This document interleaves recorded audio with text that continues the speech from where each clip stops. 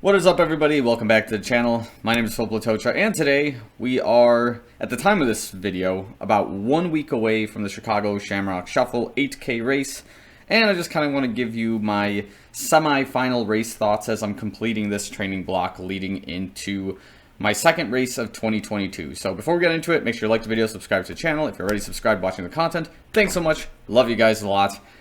Let's just get right into it. So, obviously, for those who follow this channel, basically, I've just come back from a pretty substantial leg injury in which I've broken, my, I guess my fibula in this case. And essentially, I've been doing a lot of race reassessment and a lot of form analysis, a lot of strength training to kind of get back into the swing of things. And if we backtrack a few months ago, specifically about mid to late January of 2022, I did do a hot chocolate race in Houston, Texas, and I did end up not necessarily PRing the race, but I did win third place overall that specific day. So everything I was doing leading up to that specific race ended up working perfectly. And a lot of that stuff was basically, well, early on it was really math tone based on the treadmill where, it's like 80% of your workouts are easy, 20% are hard. And then there's some middle nuance in there as well. So what justifies the 80%? Is it all 80% running? Are we talking about bike and swimming as well? Are we talking about strength training as well? Creates a lot of nuance in that sense. But the idea here is the longer you spend your time doing some easy workouts and then you make your hard days hard, the better results you're going to get, hopefully on a race day, right? So this is also a timing issue as well, and a travel thing and a diet thing. There's a bazillion factors that go into it, and that's why whatever you do on race day is just how you feel on race day. It's not a good assessment of your overall fitness, I guess you can say, unless you just time it perfectly, and there are some people who just know how to do it. Anyways, as I'm in my current training block right now, I think according to the screenshot here, it looks like most of my work since February has been around the 30 to 45 mile per week range. And that's not bad. I usually keep it kind of low around the Shamrock Shuffle window in this particular case, or at least I did in 2019. Obviously in 2020 it didn't happen. 2021 I was kind of living in Florida and I was doing races out there, so whole different story, right? And essentially I keep the distance low and I try to do more speed workouts because, again, if you're racing an 8K, you want to be able to run fast within that 5 mile-ish window. It's 4.97, but whatever, right? It's 5 miles if you ask anyone else. So I had 2 race simulations that I tried this week. One which I think miserably failed, and one that went really well, which is the workout that I did today. But there's caveats between both of them, right? So I'm going to pull up probably the first one here, and I'm sure I'll post a screenshot of it somewhere once I obviously find it. But the breakdown of this specific workout was that I wanted to test out if the Alpha Fly or the Vaporfly 2 was going to be the shoe that I wanted to basically race in, okay? So, the first race here, I'm just going to take a screenshot for myself and post it somewhere where I can find it. I am effectively trying out running when it's kind of cold and it's also just beginning to snow, and the idea here was it's getting late, it's getting cold, but I still want to do the race simulation, and I have this specific trek of trail near my house where it's a straightaway, there's not too many hills, there's not too many turns, and I just want to go full force in the Alpha Flies to see what I could do. The problem is that it started snowing and it's my vision's getting kind of bad out there because it's turning into a blizzard. Hard to see, it's hard to kind of work it out. And basically, I think in the Alpha Flies, I ran maybe 650 to 630 pace maximum, and it was just not going well. I couldn't get grip on the ground. My warm-up wasn't too great, and just overall, it didn't feel right. So my first initial thought was okay, fine, maybe it's the weather. Okay, fine. Maybe it's because I ate before this and my stomach's kind of groggly, but I'm not feeling fast in the Alpha Flies right now. So what's going on? Are the Alpha Flies in this particular case, kind of fading off on me? Is the Vaporfly 2 the shoe for me now? It was hard to answer all those questions in that moment, and I am going to do a deep dive video on both of those shoes again, because I have done an assessment once in 2021 regarding both of those shoes, but I think my mind has kind of switched on them. So that's a tangent nevertheless. So that first race simulation was not great. That's all I can say to that. Today, I did a second race simulation, but the caveat here was that I did it on a treadmill. And now the similarity here is when I did my hot chocolate 15K race simulation, I also did that on a treadmill. And the first time I did that simulation, I ran like 59:30, I think, on the treadmill, just, you know, going balls to the wall in the Vaporfly 2, and it was like just under the hour. I was very happy with that. And on race day, I was very similar in times. I ran a 59, I think it was like 39 or 40.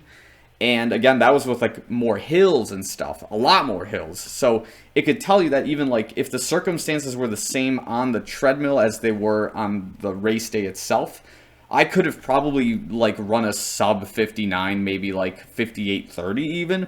It's hard to say, but nevertheless, it shows like that treadmill workout 2 weeks before was pretty accurate to what I could do during race day, even though I'm still not convinced that like a treadmill simulation race workout is going to give you parallel results on race day on the actual surface of the ground. Obviously, this is because on the treadmill, you're getting assistance because the ground is moving for you and you're just pushing off the treads as, you know, the tread is moving, versus when you're on the ground, you have to actually, you know, hit the ground and push yourself off the ground to create, you know, that rebound effect. I don't want to get too complicated onto it, but I think most of you will understand that like the treadmill is, it should feel easier, and the only real thing that the treadmill is helping you do is practice your turnover, so you can, you know, get a higher cadence while you're running, and then you can then transfer that to, you know, outdoor running. That's kind of where my treadmill workouts would go ultimately with it.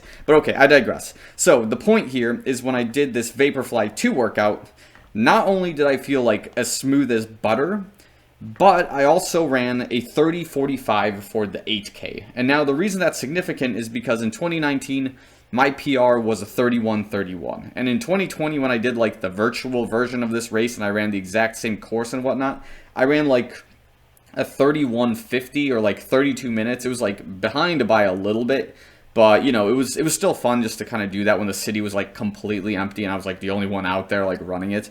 So this is one of those things, yeah, like I'll post this screenshot here as well for you guys to see, but the idea is like I did my 1 mile warm up, it was like 9:30, 9:45 pace, and then for, you know, the 5 miles I did 30:45 and I had my cool down after that.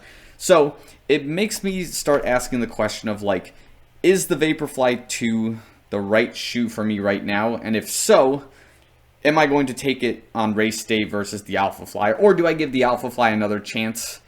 And I think the answer right now is that based on how much time I have before race day, which in this case, at the time of this video is going to be like a whole week, I think it's better to play it safe and race with the Vaporfly 2s. The Alphafly, I'm going to have to do some more practice like when the weather is obviously better. I'm just surprised that I couldn't get the speed and like the rebound that I was looking for in the shoe during my first race simulation. So yeah, it is really funny to me that of course the Vaporfly 2 is going to be a shoe that I don't think it's necessarily faster than the Alphafly yet, but it's a shoe that feels a lot smoother as of right now for me based on like everything that's occurred within the last 6 months of my running career. So obviously the shoe just feels unbelievably smooth. The air zoom, there's like no air zoom pockets that give it like this additional like moving part extra factor kind of thing. And because the shoe just feels so familiar to like the regular Vaporfly and whatnot, you know, again, like this is a shoe that I think I can trust in a week's time on race day.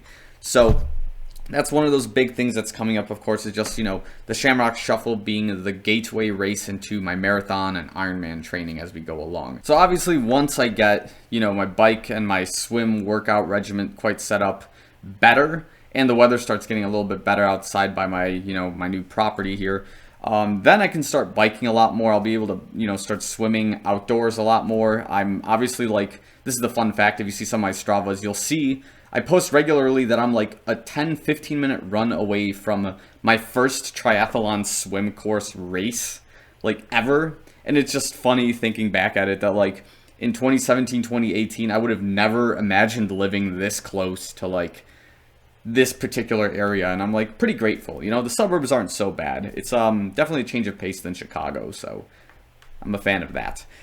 What else? Do I have anything else I can really say to this? I mean, the Shamrock Shuffle is the gateway race leading into that marathon training block, and some of the other races that I have, still to be determined. I do have the Chicago 13.1 in June, and this is the first time I think this race is ever happening. It was supposed to happen in 2020, but because of obvious circumstances, which no longer exist because we have another world event happening, and everyone just seems to have forgotten about 2020 overall. The Chicago 13.1 is happening, so I will be racing that, and it's been a hot minute since I've run a half marathon, to be quite honest. I'm pretty skeptical and nervous if I can break the sub 20 hour 25. I do have Ironman Madison, Wisconsin in September, around my birthday week. And obviously my marathon, I have to decide on that, whether I want to do the Chicago Marathon as a charity runner or if I'm going to sign up for a different marathon. It's tricky. It's very tricky, and I'm still deciding. And I should sign up for a little bit more like smaller races in like my immediate area. There are some, and like obviously as like the new guy in town, I think it'd be kind of fun if I can just kind of, you know, calibrate myself based on the people that run in like this immediate suburban area, which is like Algonquin, Crystal Lake, Lake Zurich, Lake in the Hills. Like this particular northwest suburb area is like pretty keen with, you know, developing talent and lots of runners and like other athletes, and I want to kind of just test my abilities against those guys and girls once you know, I can start finding some races out here. So we'll see what happens. I still have to find a team that would like to run with me, and I think I have a hunch of where I can find it. I'm still looking around. I do want to start doing some group running because it does, as much as I enjoy running by myself, it's like I've just been doing that for like 7 years now. It'd be just nice getting a group of runners, and yeah, if I have to start the team myself, then I guess I will. We'll just see how that goes. But I think those are my only updates for now. I do still have some other shoe review videos coming out before the Shamrock Shuffle officially begins. I'll have a weekend vlog regarding that, I guess, when the time comes. So I think we'll end the video here. Hopefully that wasn't too much blabbering, but yeah, I guess comment down below if you're going to be at the Shamrock Shuffle. If you are, let me know, and I'll try to find you, or you try to find me, however it is. I guess a lot of you guys do try to find me during races and stuff, where you'll comment and you'll be like, hey, I'll be there, and then we like meet, and it's like really cool. So I will end the video here. Thanks so much for watching. I'll see you guys in the next one.